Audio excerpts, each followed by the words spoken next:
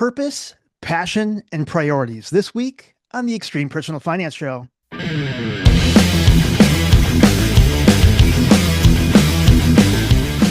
Hey everyone, welcome to this episode of the Extreme Personal Finance Show. My name is Chris, and again, I'm joined with my buddy, my friend, Kevin Sebesta. Kevin, how you doing, man? I can't believe you said let's go do another one. That last one was pretty good. So obviously you haven't been looking at the comments, but let's just go for it. Dude, thank you so much for joining me again. I really do appreciate it.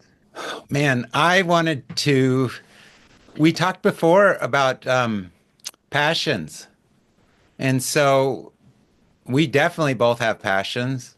And I'm wondering if we can share with each other or anyone who's listening, like how do we just take our this life, this extreme life that we're lucky to have is some early fired situation and just like go for it. Like what the hell are we doing? You're right, man. So I was fortunate enough, and again, those of you that are interested, back in episode 36 of the Extreme Personal Finance Show, I was able to talk to Dr. Jordan Grummett about his new book called The Purpose Code. And we talked about creating purpose in life.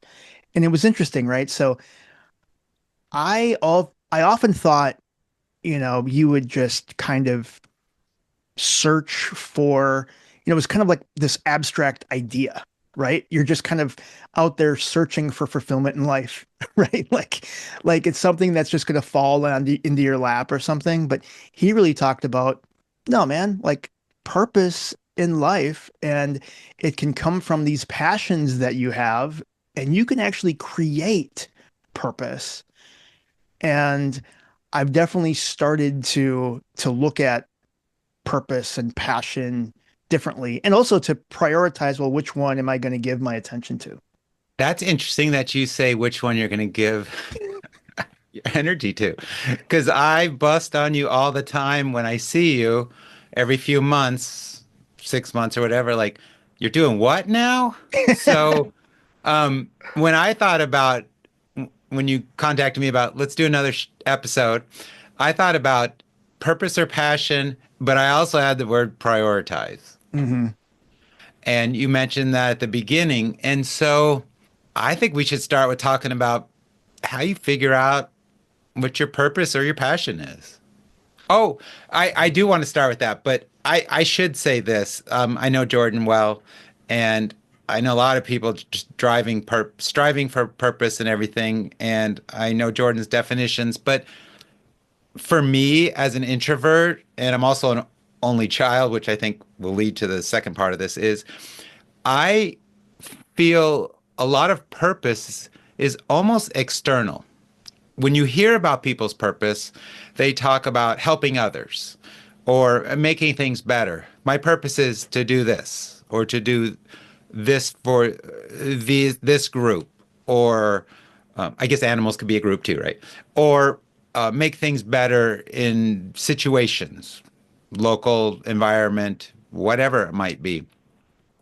Space. Some people go into space. They want to populate space to make things better. And I think that's is purpose. That is a driver. But I think that's quite external. You can get satisfaction from that. But I think the last time we talked, we kind of mentioned curiosity. And I think for me, curiosity replaces purpose. Hmm. I think curiosity is an internal thing. It can lead to external purpose, but for me, I like curiosity. And um, I will say this right at the beginning because I've said this before in presentations I've done and talks, is sometimes passion being internal means you have to be a little selfish.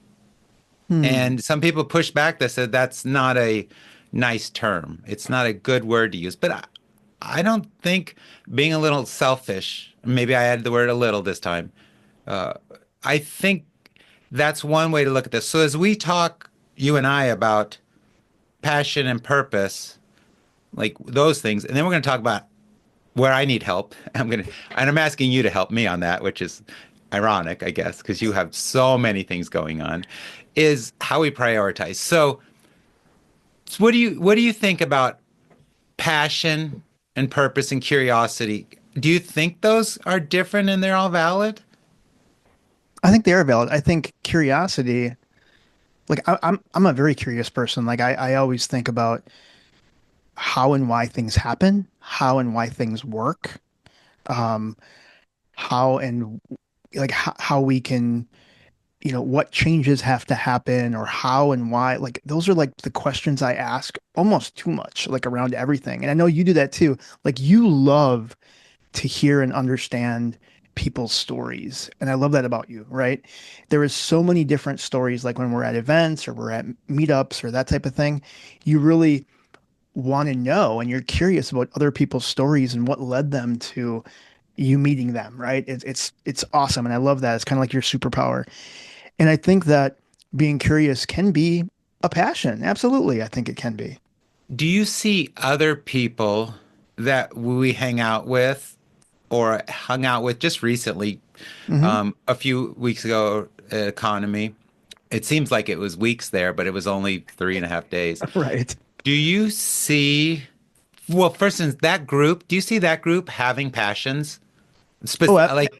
absolutely. Yeah, because like I mean, when I talk to so many people, and again, I reconnect with people that I meet, every 6 months or every year, reconnect with those people, but then I also meet new people every single time that are new to the community and they absolutely have passions. I think the number one passion people have is travel, and I understand that some people they love to spend half the year in Portugal and then they come back to the US and they just travel like all, for 6 months and so they Why all do you think have that their is? what's that?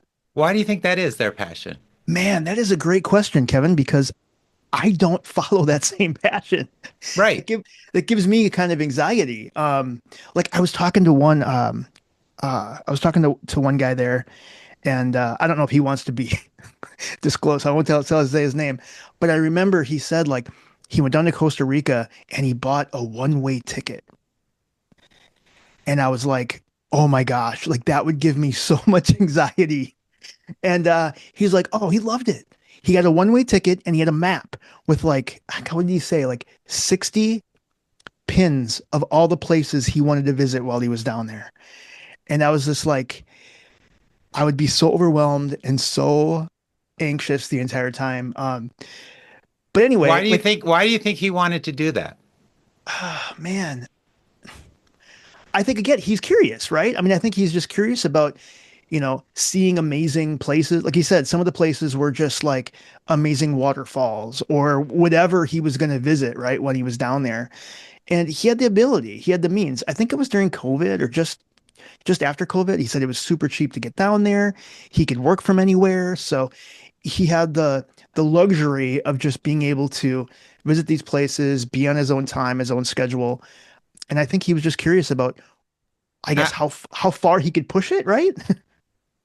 well, I agree with you. That's exactly what I was thinking is the ability of the time situation and possibly finances to be able to try that. Hmm. We don't know if he's going to do that again somewhere, Right. right? But we do know that at the time that that action was taken, the ability was there. Oh, the should we be fancy? He Yeah. had the agency, Oh, yes, that's right.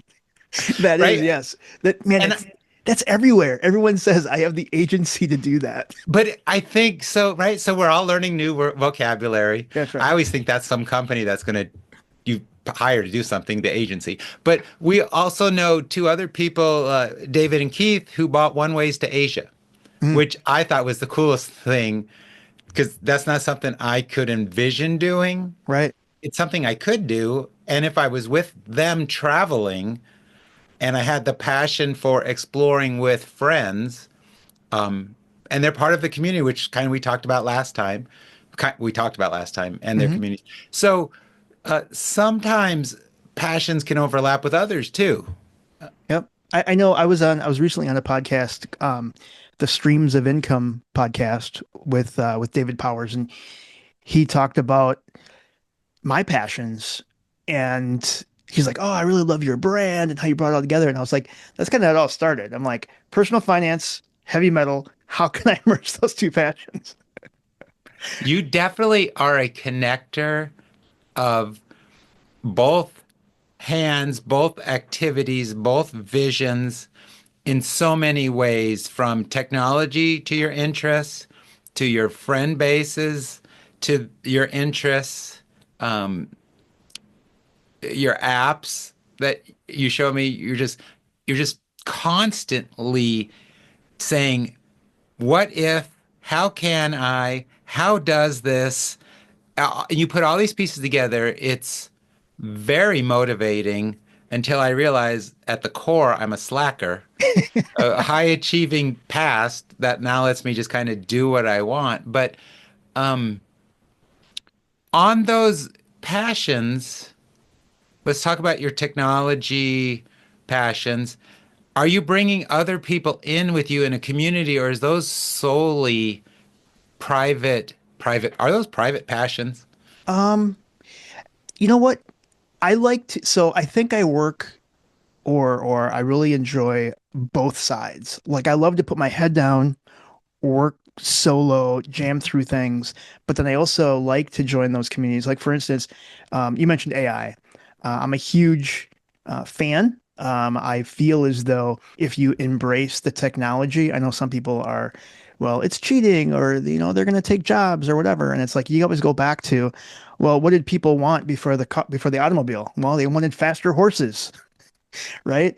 And so you have to really embrace the technology as you move forward. So I've done hundreds of hours of like AI training, and with that comes community. And so I've joined other groups like on Facebook. I've been in when you're in some of these like 3-day workshops for AI.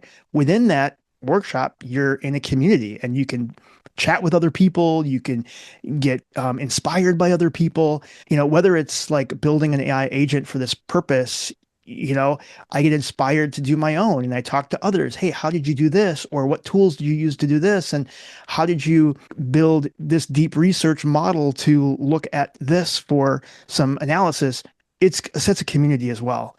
So I like using both, right? Sense of community, right? Which we just talked about last episode, but it's also seeing how far we can kind of push the envelope with the technology. So I like head down, let's do this. And sometimes that's when I get into flow and I'm like, oh, all of a sudden it's been 12 hours and I haven't even eaten anything and I got to go back and do it. So, I love that. So, you know what just struck me as something I've believe in, but don't act upon is the saying, you can tell your values by where you spend your money. And mm-hmm. you spend money to learn and enhance your interests, your knowledge, your communities. And I think that's an interesting piece in the financial independence frugal community where Mm-hmm. you don't spend on anything. You were sharing with me a few weeks ago about the different AI tools you looked at and learned about creating. And I thought it was fascinating. One is I thought, wow, that's a lot of time that I don't know if I could put into learning anything because I would get sidetracked, slacking. And two, you put money into that, which gives you more value. Now you just said you have a community around that because I have two items I need you to look into. Is one is if I record my voice, how to use AI auto tune to fix me, and two, how I use AI guitar tablature to take a song and convert it to tabs, just so I can learn the main melody or something. Because I'm too Yeah. lazy, slacking to learn the entire song. Because I'm not going to sit at home and play something for 3 or 4 minutes. So you have those resources, and I'm going to use you or ask you to help me with those things at some point. But back to the fact is they're your valuables, learning, growing, creating, and you spend your money on those values, right? Absolutely. And I think that's something I learned, believe it or not, one of the first times I read the book No Excuses, The Power of Self-Discipline by Brian Tracy. I read that book. I probably I listened to it probably at least once a year.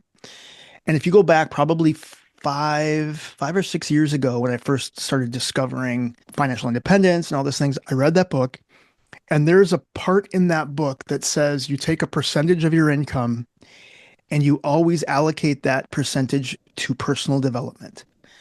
And it'll always give you back dividends, right? Yep. You're going to learn more, you're going to make more. And then if it's a percentage, you're going to continue to invest even more into personal development. And sometimes that's going to a conference, buying a class, buying a book, buying like whatever you can do to, I don't know, to better yourself. That's the way I look at it. So I do have a separate account, and I'm one of those weird people that literally in my banking portal, I have like 9 different accounts. No And surprise there. and one account is personal development. And every month I have a percentage from my income account that automatically gets deposited into personal development that I can use for a class or something. Do you or will you attempt to require yourself to do that? If you start slacking, will you make yourself accountable to use that for those or just let it build up because you're being lazy? You thought That about is a that? that is a great question. I will say that hasn't happened yet because I typically am always spending it. But yeah, that's an interesting question. I think I would continue to do it because for me, it's fun, right? I would absolutely love to learn new things, and technology is always changing, so I'm always going to be learning new tools and that type of thing. I just used it again. Buying and purchasing new AI tools, and like I mentioned, AI workshops, and eventually there's going to be something new I need to learn, so I'll just keep doing it. I want to ask about health and fitness because Mm. social connections are good and money's good. Do you prioritize or have a passion of anything related to your health and fitness? Because that's high on mine. My three thought target vision stuff is health, happiness, and helping. So you and I have talked about this, but do you have money associated for something like the health, fitness? And how do you do that? Because really, we should be talking about that too. Right. Um, Sadly, I do not. I think the only thing that I did, so Number 10 or number I, 11 bucket, yeah, number 11 sub it account? it's pretty bad. So, and it's something that I learned. You're not perfect? Again, no, not at all.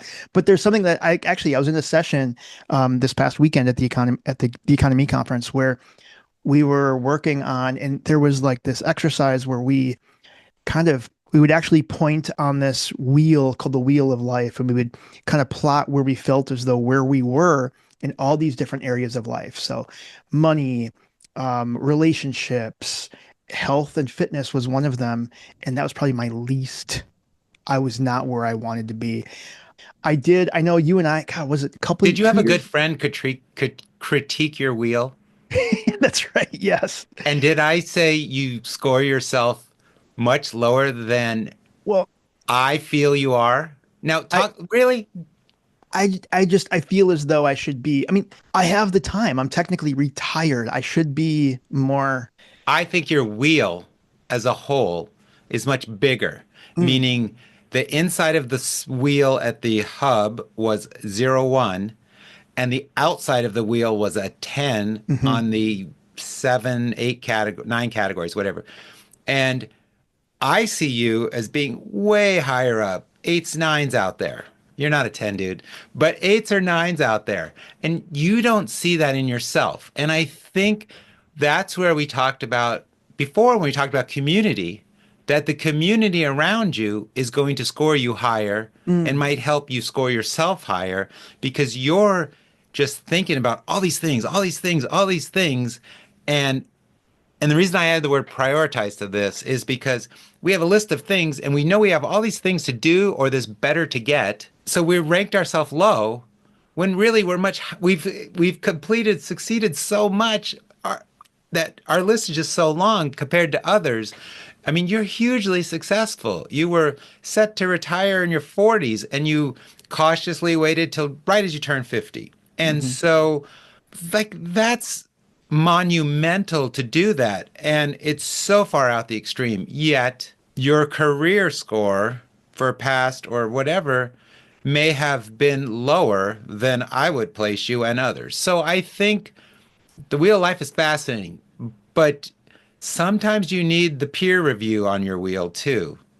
I like that. I think that's one thing that was. you just reminded me that was kind of a reality check when I did work in technology, like corporately, because every year, you'd have a review, you would do a self appraisal of yourself, but then your manager, right, your direct report, or a leader, I should say, because my my leader was truly a leader and not just a boss. Like she was the best, and like all she wanted to do was see you succeed, whether it was at the technology company I just lived up, or somewhere else. She just wanted to see you succeed. She was awesome. But she would then also ask your team and community around you to also do a peer review of your performance. And that was interesting to see and hear, and kind of a reality check on like, this is where I need to focus on. This is where I'm still doing well. This actually reminds me too. I want your opinion as far as priorities and your passions and what you're good at. Because so many people, they look at, like, let's say you do a review, or like, so many times we like, oh, you know what? I'm lacking in this area, so I'm going to double down and focus on increasing that. Do you feel as you should try to be better at those places that you're kind of lacking or you're not very good at? Or do you double down on the things that you're good at because you know that you can excel at those things that you're good at? I've always been like confused, or I like, love that question. I I just love don't that know, question. right? Because there's some skills that you just don't like. It's not, you're not natural at being good at whatever that is, but some things you're really good at and you can super, like, you can excel. And I'm just always confused. So I once read a book. Okay. One time. Yeah, I was gonna say period or comma. Like is that just super nerdy? Comma. It was about management styles, and it said managers, right? People that manage what you do, whereas you use the correct term, leaders Hmm. who bring other people along and better them. Leaders is super huge. Be a Hmm. leader, not a manager. No one really likes managers. People love leaders. Um, and so it said if you're a manager and you have 5 employees, you're probably going to have one superstar, two or three average people, and one or two more needy people.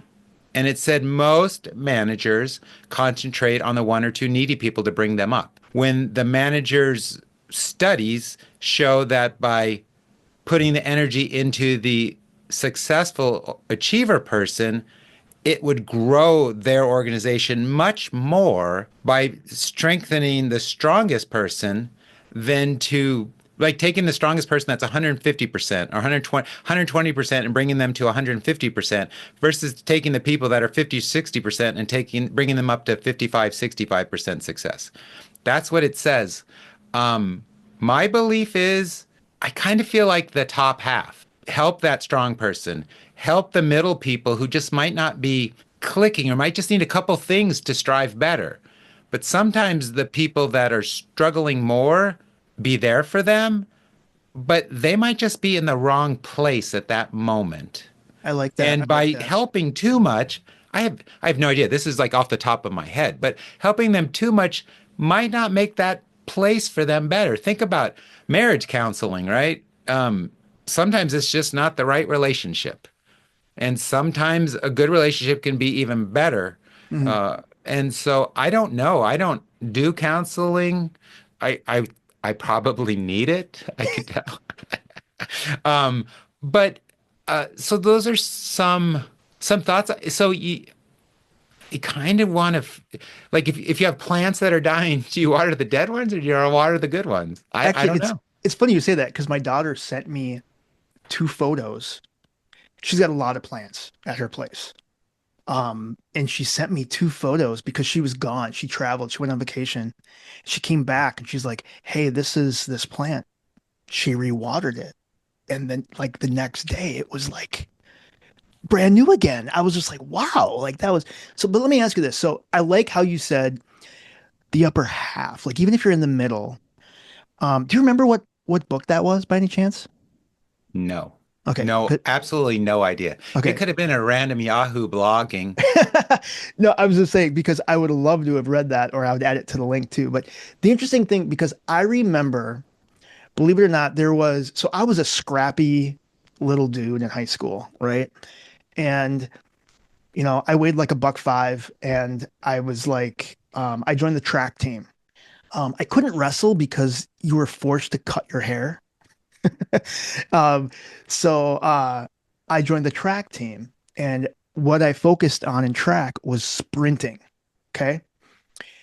And so I would, in all the training and the few meets I went to, I was always the middle, right? And we had two separate coaches that were really focusing on those people that were coming in the top of sprinting. Yeah. And this was the first year I've ever done it. And I needed help with the blocks. I said, oh my gosh, if I could get really good at launching, right, using the starter blocks, I feel as though I could like get that another, hundredths of a second, right? I could really increase my time. And I begged and begged the coaches to help coach me on the blocks. They didn't give me the time of day. They focused on the people that were coming in number one. And I was so furious that after like the third meet and getting frustrated at practices, I quit because I was like, you know what? You know what, coaches? You're kind of being a dink to us mediocre. Like you had the potential, but couldn't get that coaching you needed. Let's step back. Yeah, Was that a passion or were you just trying to better yourself some to have a place to be? man, that's a great question. I How don't much do you know. run now? What's that? How much do you run now? Zero. It's their fault. Those, it's totally their fault. So going back to my previous question, it's not Yeah. my fault. It's their fault. Maybe, The yeah, public, maybe it's it the wasn't school a system. passion. Maybe it wasn't a passion, right? So, I mean, that's just a random But who side thought. knows? Maybe with that little encouragement, the right coach, with the right thing, it would have tipped the scales over to something that I continued. I don't know. We never know. We never know. We, I don't know. I think that's super interesting. I, that's another one of my superpowers is I'm just good where I'm at. Like, I don't look at the past and think about the future, but I try to be in the present time wherever I'm at. If I'm in Phoenix at home or if I'm traveling somewhere, I'm like, ah, it's all good where I'm at. I don't See, stress about those. see mine, almost every single passion I have or the purposes that I've created, and that's where I struggle to put it into Doc G's terms, the big P or little p purpose. I seem that like I always had these huge, mammoth, just monumental goals that I had to reach, regardless of where I was. Is And that so, vision or goals? That might just be vision. You might have a vision strategic mindset, and I have a tactical functional mindset. oh, It could be interesting. that simple. That's an interesting piece because that was the thing is, I left corporate America to like pursue one of my passions, which is my nonprofit foundation and philanthropy, right? I want to provide financial assistance to families that are experiencing hardship due to premature birth. And I was frustrated at first because I'm like, well, I'm not getting the $1 million grants. I'm not helping thousands of people. I'm not like providing the assistance that I want to do. And it was really frustrating for me. And so is that because I have too big of goals and I'm just not enjoying or finding fulfillment in just the process of day to day?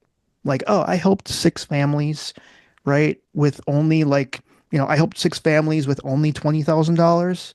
Like that's still good enough. That's still That's amazing. huge, though, for them. It is. And so I got to like come back down to reality. I don't know. Like, but I get frustrated because my goals are so big and like music and guitar, right? One of my passions, but I'm not You're not learning going to be a fast rock enough. star.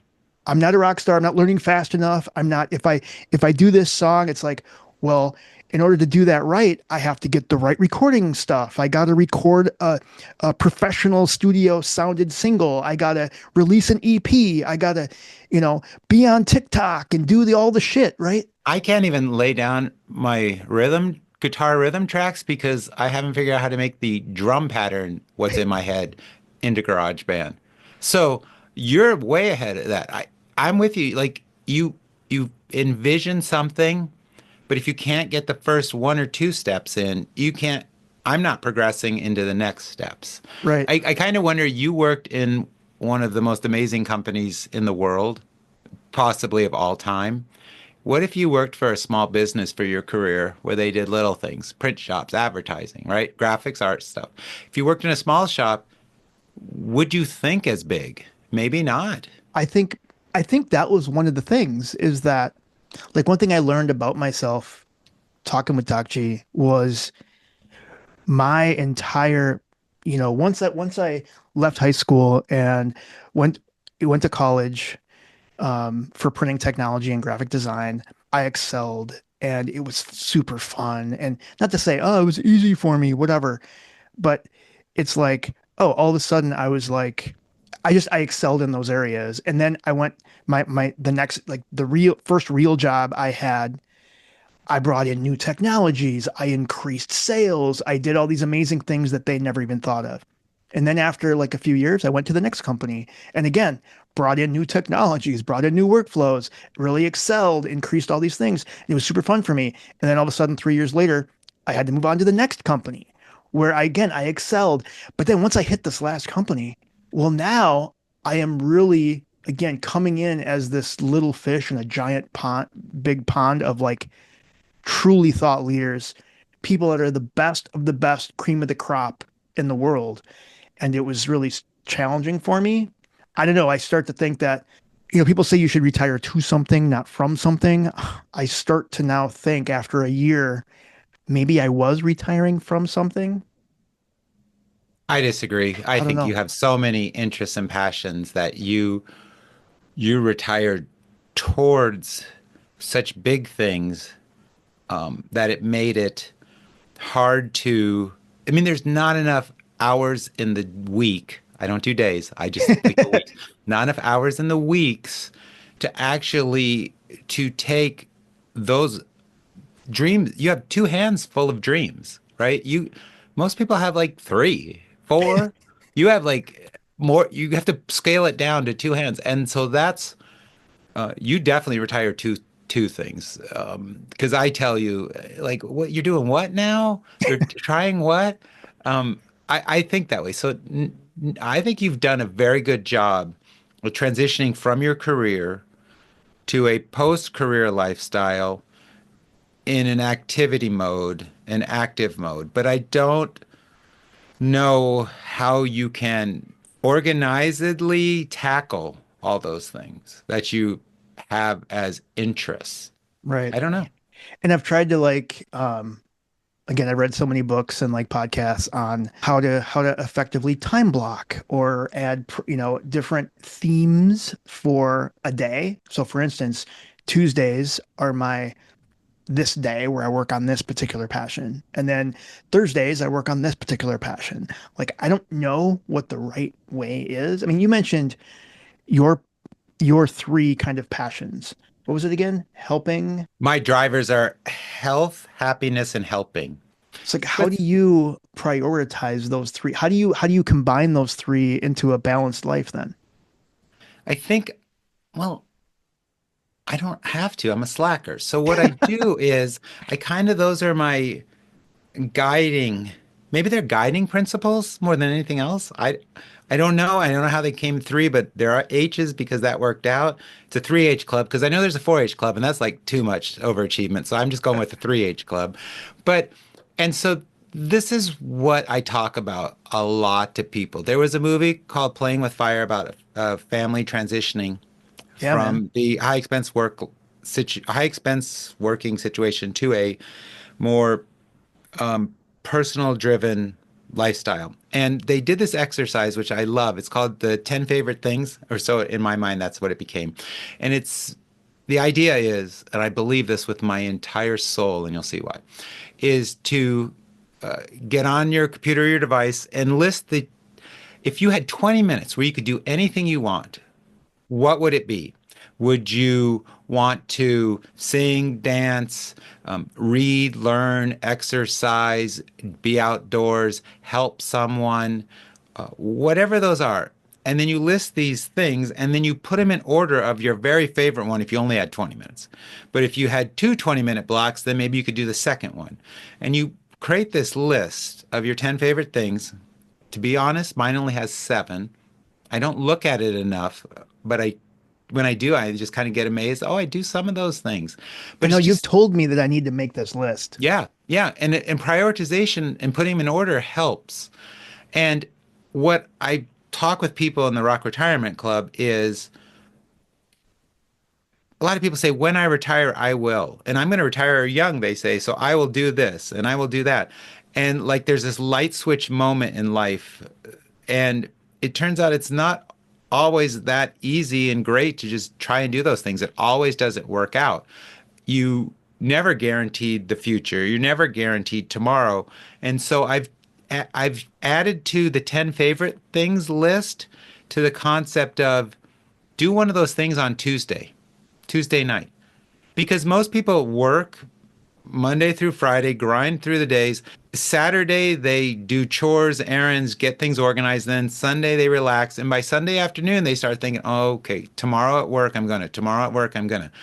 In retirement, if you have some freedom in your life, you kind of had three wonderful times.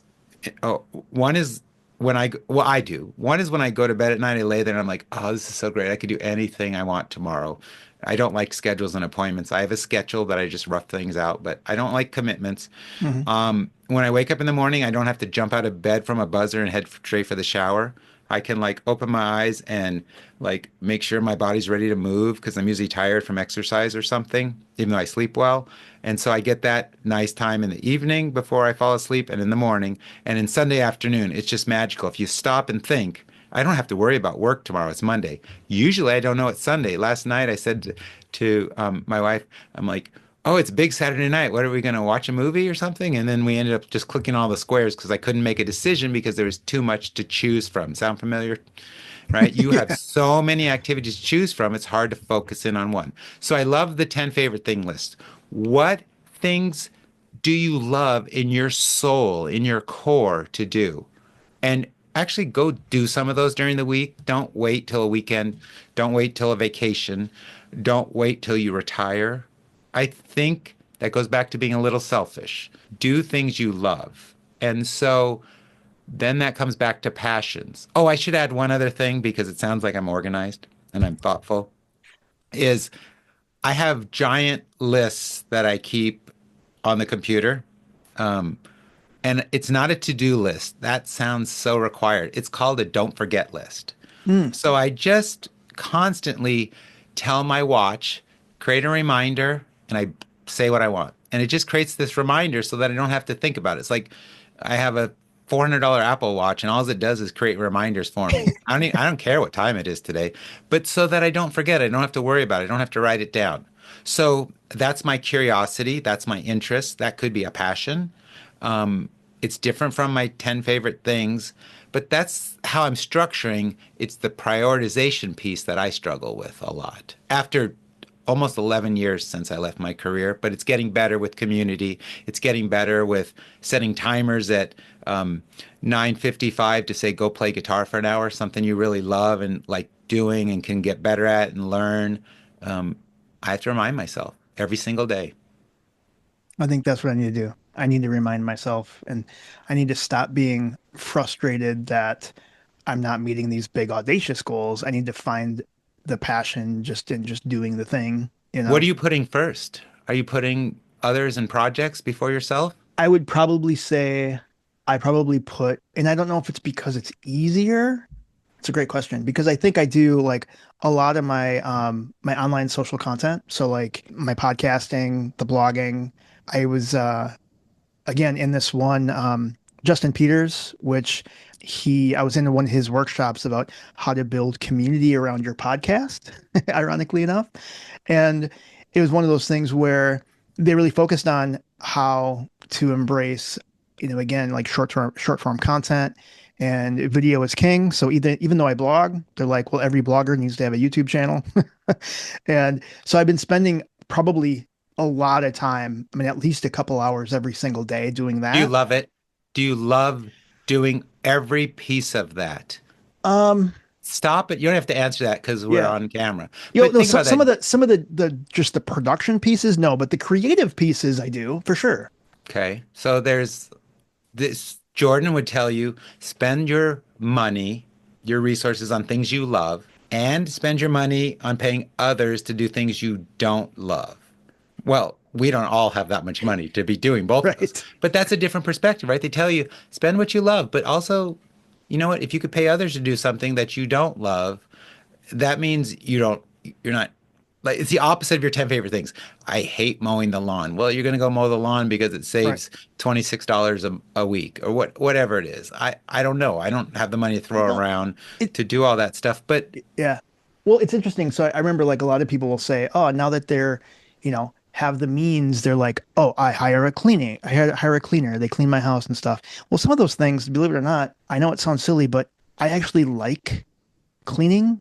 Like I like the like afterwards I can look at my kitchen and know that okay, like I've reset the kitchen, I've cleaned it, I've wiped down the counters, and it's a sense of fulfillment for me. And so I don't think I would ever, I mean maybe when I'm older and am not able, I would hire a cleaner, but right now that's not something I would spend my money on. I don't know. I'm going to say this, it's obnoxious, but I had slacker friends that went on a cruise. It was a fancy Silver Sea cruise. Love it. And you get a butler for your suite, and it's just the way it is. Um, and so it sounds really obnoxious having a butler for the first 2 days. But by the third day, you're like, "Hey, Bhagwati, can you bring me a bowl of sliced fruit at 8:30 a.m. every day, please? Because I like eating my fruit." And it's just ridiculous, but it was part of the system. And so maybe sometimes you try things that you don't like doing. You happen to Okay. like cleaning, but I think it's priorities, it's values. I don't get the whole you can't do this in retirement. Well, instead of mowing the lawn, I can make $50 an hour running this small business I have, and that's only going to cost me $26 to pay them to do that. Well, that it doesn't work that way in retirement. So it's a whole balance of but the prioritization, like, first of all, we need to figure out what we love, what Mhm. we enjoy, not what we have to do. You could set a schedule or a schedule or a prioritization for those items. You can set aside time. I love the concept. Someone told me about that a year ago of the daily themes, right? His Saturday theme was family with Mhm. his kids and grandkids, I think. And his Thursday was volunteering day, and his Wednesday, maybe it was Friday, was relaxing and reading day or something weird. Like, and it made perfect sense. I thought about that. I tried to sketch those out. It just doesn't work for me because I just don't like committing to any kind of structure, I think. But I think it's important. And I think because you have actual external visible and usable things from your business, your creation sites, your wonderful nonprofit that helps others. There's people that depend on and get value from those, and that's where you have more commitment. Right on. It reminded me when you said, oh, I don't I don't want to mow the lawn and the cost benefit analysis of mowing the lawn. So there was a time, I don't know, 6, 7 years ago, where I tried to automate as much as I could, and I had all these robots. You're I kidding. had I had a scuba, which is like a Roomba that mopped all my hardwood floors. I had the Roomba that vacuumed both levels. I have two different Roombas that would vacuum. I had a robot lawnmower that would that would mow my lawn. Then I tried the iLuge, which was a gutter cleaning robot.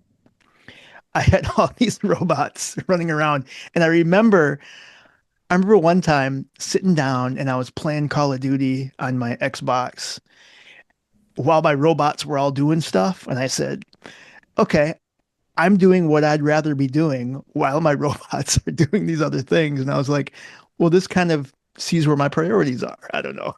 Yeah, and you think about robo investing, right? Where you say let the dollars go off to work for you so you don't have to once you've built it up.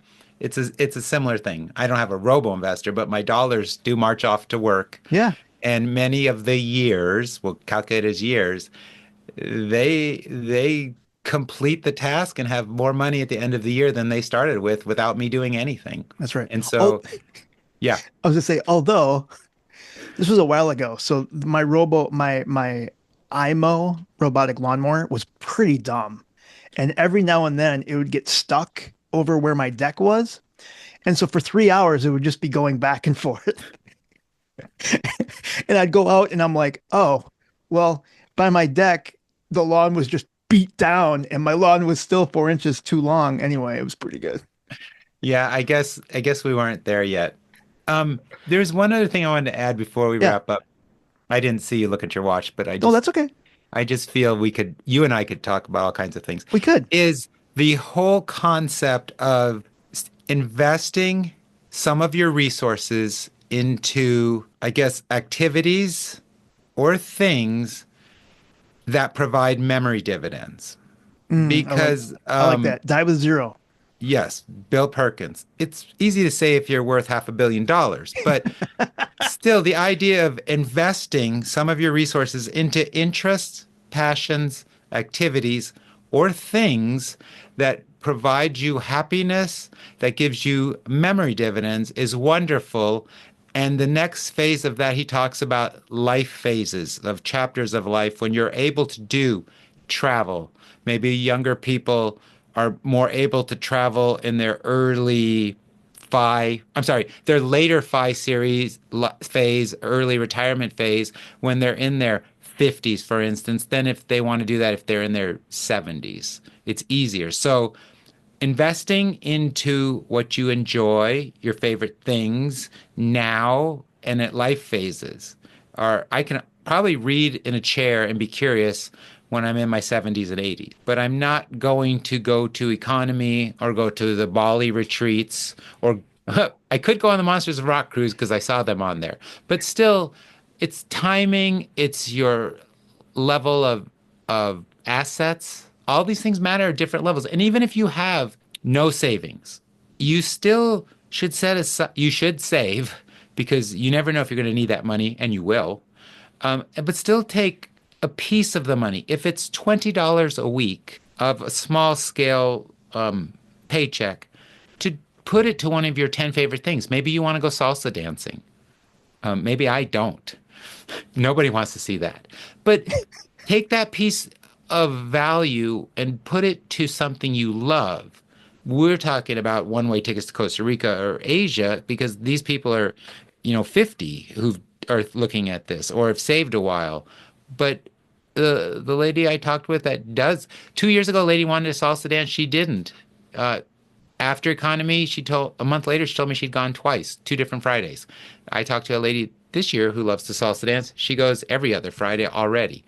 So spend some of your resources for your happiness, prioritize, think through these things. I'm 10 years ahead of retire more than Chris, and I struggle with the exact same things because it's kind of like I think of you as Mr. Anything, everything. Like you can do everything and anything. You're trying all these things. I never would take the first step on some of those, even if they're interested, and I don't know why. Maybe it's my tactical, functional role and your strategic, visionary Mm, personality. I don't know. interesting. Interesting. I think that's a great takeaway and a good spot to end this week's episode because with purpose, passion, and by prioritizing those interests, those things that you love to do, by if you can allocate some of those funds into those things, and you know what, you may try some of those things and maybe they don't stick, Yep, but at least you tried it, right? exactly. So I love it. Kevin, thank you so much for joining me this week. I really do appreciate it. Thank you everyone for listening. Please like and subscribe wherever you get your podcasts. Please leave a review on Apple Podcasts. We really would appreciate it. And also, we No will see you slacking next on that. time. What's that? No slacking on that. No slacking. That's right. We will see you next time on the Extreme Personal Finance Show. See ya.